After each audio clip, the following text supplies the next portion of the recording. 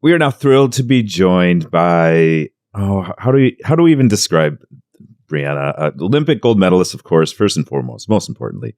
Recently retired, though, which is, we want to get into that a little bit. And now a coach, which I love. Brianna Decker joins the podcast. Brianna, thanks for doing this. I know you've been thanks for having me, you guys. Yeah. Well, first of all, congratulations on, everything. I know I don't know if we sometimes get people on here. We had Ryan Miller. He was going through a victory tour and he was actually able to like savor the tour. It seems like you're just like diving into work. What has it been like as the news kind of circulated about your retirement and your next steps? Yeah. The good thing is about diving into work right away, or work, I would say, coaching. I think, it distracted me from playing a little bit. So I think the transition was a lot easier for me. But it was kind of surreal to actually say like, hey, I'm retiring from actually playing. It was a little bit emotional when I actually had to say it. I kind of had my mind wrapped around it a little bit for a couple months, but I really wanted to make sure I was making the right decision for myself and, kind of also a little bit for my family too. I think that was the hard part, was my family's like, oh, don't hang them up. Like, you can still play another 4 years. But, for me, I think I was just, as the timing was right, and coaching right away at Shattuck has been a great fit, and I'm enjoying it, and I'm finding a passion within coaching that I had found when I was playing. How do you, convince your family that that's the right call for you? Are you like, no, I'm not sure we're convinced, to be honest. I'm in the 4 more years camp. I was going to bring out a sign and a chant. I think with my family, it's like, well, first off, think about it. Like, they've been able to go to some amazing places around the world. And one of my brothers was like, come on, like, train for Italy, and I'm like, just go on vacation to Italy. You could just go on vacation. Yeah, you don't need to follow me around. Yeah, I'm like, what? I'm like, why do I need to continue to train? Like my younger brother he ended up playing D3 hockey. So he kind of, from a commitment of working hard, working out every single day aspect, like obviously it's a little different from an Olympic standpoint, but you're still training for something. So he understands, like, I get it. Like, you are, you put a lot of work in. So when they look back and they like look at how much work I put in, they understand. But I think they're just like, oh, you still have one more in yet. I'm like, maybe, but I'm in the right spot right now. I'm in the right mindset of where I want to be. How is your leg? Like, how are you feeling physically?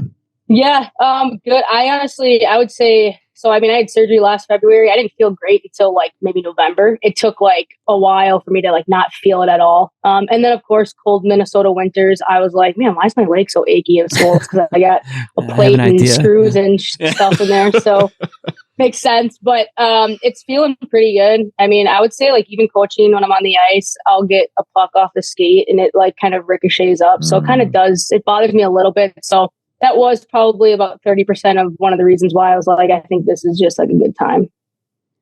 So you said you put coaching in air quote, or working in air quotes when it came to coaching. So is it still very much fun for you, or like what's that been like for you? Yeah, like I don't even view it as work, because I enjoy it so much. Like, these kids are elite. They have an opportunity a lot of them are going D1. We have a couple girls going D3 next year. And it's amazing to see their commitment and their passion for it. And I was like, I kind of see myself in those same shoes. I think it's different, me having the opportunity to come back to a place where I went to school for 4 years. And so it's just, I have that drive to like get them to the next level. And I have a lot of fun with them. They make me laugh. Of course, I'm serious and stern at times, but I want to get the most out of them every single day with some laughs behind it.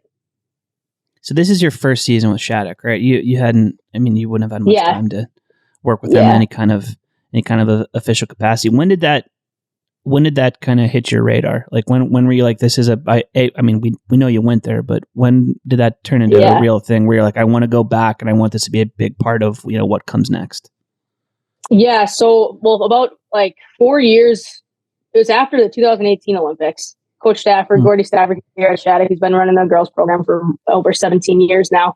He told me, he's like, hey, I want you to come back and work. I'm like, no, Gordy, like, I gotta focus on training. I'm training right now and it's too hard for me to double dip. And so he's like, all right. So I'm not kidding. I get back from breaking my leg at the Olympics on February 21st, 22nd. And I get a phone call in the hotel bed before surgery the next day. And it was Gordy. He's like, so what do you think? I'm like, can you give me a second to breathe here? But he's also he's like a dad to me though. We have a really great relationship. So, it wasn't exactly how it sounds, but I was like, he goes, well, the reason I'm calling is because I know you're going to be on bed rest for about 2 weeks. And I figured you could think about it for 2 weeks. I was like, yeah, you're right. So I when he called me, I was like, this is going to be the right setup for me. Honestly, the lifestyle is amazing as far as we get breaks with school, we get summers kind of off a little bit more. So from a life work balance, it's incredible. And I think, just like I said, I'm around genuine people who really care about getting these kids to the next level. We talked before we started recording. I mean, you gotta like these people. You're about to be on the bus with them for 15 hours, driving from school to Dallas for nationals, right? Yeah, exactly. I mean, I'm glad I have headphones too, right, for the bus. But the kids are great. Yeah, and I think, like I said, they have the right mindset as far as getting to that next level. But then also, they're kids. They make mistakes, but it's fun to be able to use my experiences that I've had, whether it was at prep school, college, national team, to kind of help them navigate through some of this stuff and help develop them. So I remember having a conversation once with Florence Schelling, the Swiss goalie, back in the day. Yeah, Northeastern. Yeah. And she had a terrible ski accident, and she said it was that time recovering in bed that I just thought of that when you were talking about bed rest, that really kind of transformed her mentally into what she was going to do next. And it ended up being this moment in time that she, I think, felt was beneficial in terms of hitting. You're so goal driven, and you're so as an elite athlete, so working towards the next thing and training, you don't take those breaks. So I was just curious when you said you had that stretch where you're in bed, what was going through your mind, and how much did that kind of shape your future? Yeah, I mean, I'm sure Florence can say her ski accident was crazy. I remember that. But she, I would break my leg 3 times over before I had to go through what she went through. But I think for me, I was at my lowest moment as an athlete, coming back from the Olympics, not being able to play, getting hurt there. Being on bed rest, I couldn't put any weight on my leg. So I think for me, it was a lot of reflection time. And kind of deciding what I wanted to do. But I know I was really open to coming back and playing. And I was at the end of the day, I was my goal, again, I'm super goal oriented, and that's exactly how a lot of elite athletes are. So it's my goal at that point was all right, I want to be running by June 1st. And I was able to accomplish that. And then after that, I was kind of okay, now what? Now what should I really dive into coaching? And I'd already told Shattuck I was coming back, to coach, but I hadn't decided. I was hey, I'm not deciding if I'm done playing yet. I want to kind of give it a full year. And so I definitely, but your mind is a crazy powerful thing. And so when I was sitting there for 2 weeks, my mind was going through everything as far as am I ready to be done? Am I not? And I just leaned on my family for a lot of things, and friends, obviously, as well. Was there any, was there a moment that tipped you over into deciding that it was time to really transition into the next phase of things? Was it just coming back and not feeling how do you make that decision? Because I know that's tough. And I know when, especially athletes as elite as you, the question becomes am I okay coming back if I'm a lesser version on ice of the player I was before? How do you decide to be done, basically? Yeah, that was one thing. I was I didn't feel ready to come back as far as injury wise for a while. There's one thing that, I realized throughout the summer, and then starting up here in the fall is my stress levels went way down. And I didn't realize how much stress I put on myself, to be one of the best players every single camp, to want to be the best player every camp, to make the biggest impact on my team as much as possible. It's I didn't realize that stuff until I didn't do it and didn't prepare for the camp that was going on in August, after the Olympics. So when I came to school to work, I was in coach, I was man, I've been mentally, I just feel so relieved. And I was that I'm like, okay, that moment of like, that might be it, of like, okay, this is time to move on to the next thing. It's interesting. I think of how much the sport has changed in, the years since you were a 14-year-old or whatever, going to Shattuck's to the kids you're coaching now. What do you see that is the same, and what do you see that's different with the group? Oh, I'll start with different. I think first off, these kids are like, from a skill level, strictly skilled, these kids are way more skilled, I think, than when we were here. Now, from the simplistic aspect of hockey, of chipping the puck or going at it and getting work done, competing, I would say they don't have that as much. So I'm coming back here and I'm like trying to teach them, like, guys, a simple chip is what's going to make the best play here. You going and battling in the corner is what's going to cough the puck up, and then that's how we're going to have more offensive opportunities. It's you like are all in on the coaching side. I just love this. This transition has happened. Holy cow! Great coach Decker. Let's go. Okay, but my mind didn't work like this as a player, but it just maybe a little faster, right? But yeah, so I think that's like the biggest difference is like how skilled they are. Like they're more skilled than we were, but like from a like compete and like hard working mentality, I like to call it like the blue collar, like work mentality. They don't have that as much. It's not as instilled. You got to find drills to like make them do that stuff. That's great. That's great. So what kind of man? Okay, go ahead. No. So it's funny. I love like that. That point in your life, and you're making so many decisions, and you're guiding all these players through that, and where they're going to go to college and all that.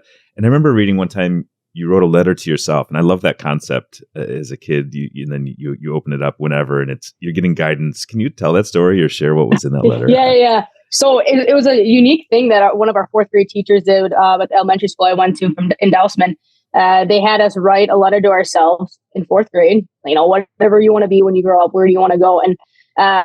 And then you get it as a senior. And like, I mean, when you're a fourth grader, you're like, okay, I'm never going to get this letter back. And I got it back. Like I went to my parents' house, right? So amazing. I opened it up when I'm a senior, and it said, like, at the end of it says, I want to go to the play for the University of Wisconsin Badgers, and I want to be a dentist. And I'm like, okay, the dentist thing didn't work out, but you're one for two though. Yeah, 50%. I was like, this is awesome. So I mean, like, it's a really cool aspect of like how they did things with that. But I'm like, again, like goal setting for the biggest future. I mean, you know how many young kids too want to be like, oh, I want to play for whatever Chicago Blackhawks, but it's like, it's super cool when that ends up happening. So it came true for you. When I was in fourth grade, I think I wanted to be the shortstop for the Pittsburgh Pirates and also an astronaut. And I was not great. I host a podcast with Craig. So you tell me. Well, yeah, there you go. Sorry. Well, you really underdid yourself there. Yeah. So my fourth grade, it was actually a letter to myself said I want to have a podcast with Sean in the year 2020. I don't know what podcast. Can I ask about goal setting? Because now, like, it seems as a player, goal setting is almost easier. Not easier in terms of accomplishing it, but easier in terms of setting it. Now that you're kind of embarking, and we'll get to maybe some of the PHF stuff next, but like you're embarking on a completely different part of your life. What do those goals look like? How specific are they when you sit down and do them? Well, it's funny because so when I first announced my retirement, kind of my family, my brother's like, all right, congrats, great career. Now it's time to do all those things you did as a player, as a coach. And I'm like, okay, so that's so like, setting the goals. I like that. Yeah. So like those, yeah, exactly. Probably want to travel again. But I think those are like my, I would love to be successful as a coach as much as I was as a player, as far as like winning and being like all that. Those are like big long-term goals. I think as a coach on an everyday basis, I would say I want to be able to change these kids in some aspect. I want them to learn something every single day, and I'm coaching with Gordy Stafford here. He's like a mind. His mind is incredible. And like I said, he impacted me, and he was probably the most impactful coach I had. And I want to be able to do that to these kids. And so that is a goal of mine. And then, I think I want to continue to just like show these kids that team really matters the most. And And I look at my career. I mean, I was on teams that we had probably the most talent, but we didn't win at the end of the day. And it's like vice versa. We have teams that, people just understand their roles and get things done. And so it's like, those are the goal settings. I think it's definitely different because it's a little bit more under your control, right? Like, you're going to have different kids every year. And some kids are going through stuff on a weekly basis. Some kids don't go through as much adversity, but it's like a matter of impacting them and guiding them. Those are like just the goals for the week. And now it's like this next week we have nationals coming up, and our goal is obviously to win the end of the year tournament. Do you ever find yourself like having the impulse to remind, like if the kids are being kids and maybe not listening to you, is there ever the impulse to like send them to your Wikipedia page or something, or be like, all right, listen, I was like, seriously, like, I was wondering where you're going with that. Listen to me. Listen to me. Like I've done X, Y, Z because they're kids and they need that. They need that sort of stuff. Yeah, we've had definitely had moments. When I had the opportunity to coach at U18 Worlds again this year for the U.S. team, I came back and I was like, guys, these are the lessons that I think you need to grasp when you're going through your journey, like making sure that, that you're like taking care of business, being selfless, working hard. But like, it's like all these, when I went there, I just learned a lot, and I come back and these kids they're like, okay. And I go, and the one thing I said was like, just listen to your coaches. Like, we know what we're talking about. Like, and they're like, well, we know. And it's like, no, but like, sometimes you guys just don't listen. And then I'm like, and then the guys coaches here at Shattuck are incredible. The amount of experience that they have, like Tom Ward has been around the game forever. He's coached in the NHL. He's come back, and it's like those guys. Like, I'm listening to them because I'm like I'm soaking up everything I can, and it's like having an open mind is like what's so important. So I wanted to ask you about Reagan Carey and her kind of pitch to get you involved with the PHF. I don't pretend to understand the complications between the, I guess two sides, however we want to say it. You don't have to, yeah. But like, I know there's way more than we know or whatever, but like, you've known Reagan a long time, so I'm sure, she didn't have to convince you that she knows what she's talking about, but what was that conversation like? Yeah, she had so much success within our U.S. program. She changed it around from when I kind of entered the pool in 2010 to 2018. And she, the one thing I really respect about her is that as much as she is like cultural driven, she's very business driven too. And so she's kind of got that good balance between the two. And the cultural piece matters most to her. But she is a driven person where she doesn't want anything like fail. So I was involved with, I played for every pro league, so I'm the right person to talk to, I guess. But that's right. Playing in the NWHL and then going back and then playing for the PWHPA and being involved with that as a player. And in the spring, Reagan kind of called me up, and I was like, you know what, I'm kind of at a standstill with the PWHPA because I hadn't been like, I feel like I wasn't doing anything. I wasn't a voice, and part of that, I'll be honest, like part of that's probably on me and not getting involved in all that stuff. But I was kind of, sadly, kind of worn out with how everything had been. So when Reagan asked me to come back, I was like, work for me. I was like, yeah, absolutely, I'll do what I can. And she understood that, like my full-time job is being here, but I'm like, I'll try to help out in any certain way. And so she didn't take much convincing, but I just look at that this league is only going to continue to rise above and continue to get better and get more money behind these players to play. And it sounds like you're a bit of a sounding board for the players, right? You can be that connection. What are some of the conversations or concerns they have, or what are those? What does that mean? Yeah, it's mostly concerns. It's like that's the one thing when I was playing in any of the pro leagues I played in, NWHL, PWHPA, or CWHL, when that was around, like all of them lacked a little bit of structure. Yeah. Like whether it was like because some of these people. And coaches, like it wasn't a full-time job for them because they're not getting paid that. So it's like if a coach shows up late to practice, it's like for us, we're like, well, what the hell? And then for, the coaches, they're like, well, I'm sorry, I had to drop my kid off at daycare or pick him up or like whatever. I just got out of work. Like it's like reality. And so, but as players, it's like, hey, we signed up for this, and like this is what we expect kind of the best, And so now I'm kind of that sounding board for if there is concerns about practice structure, if there's concerns about training and workout space. And whether it's players or coaches that need to talk to me about things that could be different, I do the best that I can for those teams and those players.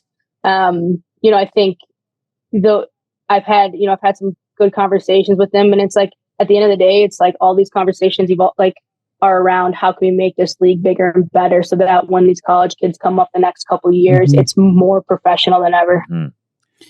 How much thought is put into what the PHL will look like 2 years down the line or 3 years down the line when, the assumption is that there will be another league, the PWHPA league, whatever form that takes.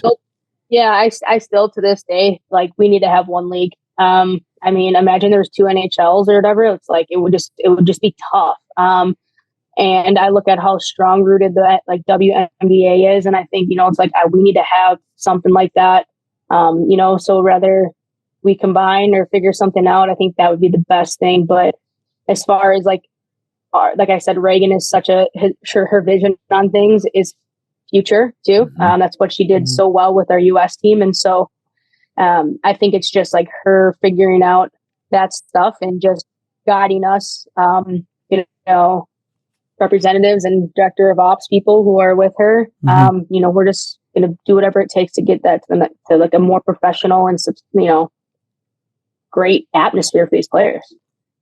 All right. Last thing for me, you're going on a, what do we say, 15-hour bus ride. Are you a movie watcher, podcast listener, books? Like, what is your, like, either to improve or get better or just entertain yourself on something like that? Yeah, I think the one good thing is that we're busing overnight, so I can hopefully sleep. Hopefully sleep. But you know what? I have realized as I've gotten older, it's super more uncomfortable. So it gets worse. But I definitely, it gets worse. I know it does. But so, but I'm going to I'll probably put a show on of some sort. But I got to find a good one in the next probably 7-8 hours here. So Sean's your man. Sean, yeah. I always go to Sean for Rex. I'm watching whatever that Apple TV with Harrison Ford and their therapists. Have you watched? Have you seen that with one? Harrison Ford and Jason Segel. It's really good. It's really good. Shrink. I don't know. Oh, the shrinking. Yeah. It's really it's got a lot of heart. Anyways, that's my I don't know if I was about to wreck Yellow Jackets because it's a Showtime show that just started their second season. But perfect. It's about a soccer team that gets into a plane crash on their way to nationals. So I'm not trying to be trying to be a smart ass there. I almost said it, and just because it's a great, really entertaining show that just started its second season, and I'm like, that can't be. Okay. Or Ted Lasso, or you can watch season 3 of Ted Lasso. Yeah, maybe I'll start with that, and then when that happens. Just watch Great British Bake Off. Just knock out a couple seasons of that. That'll be fun and light and chill. Yeah, thanks. Well, gosh, Brianna, thank you for joining us. And thanks. Yes. Congratulations again on all the accomplishments. We know you're not done. We know you're going to set goals and probably be running that program and winning championships or whatever it is. So it's exciting to see what's next. And we appreciate the time. Yeah, thank you both. Yeah, thank you.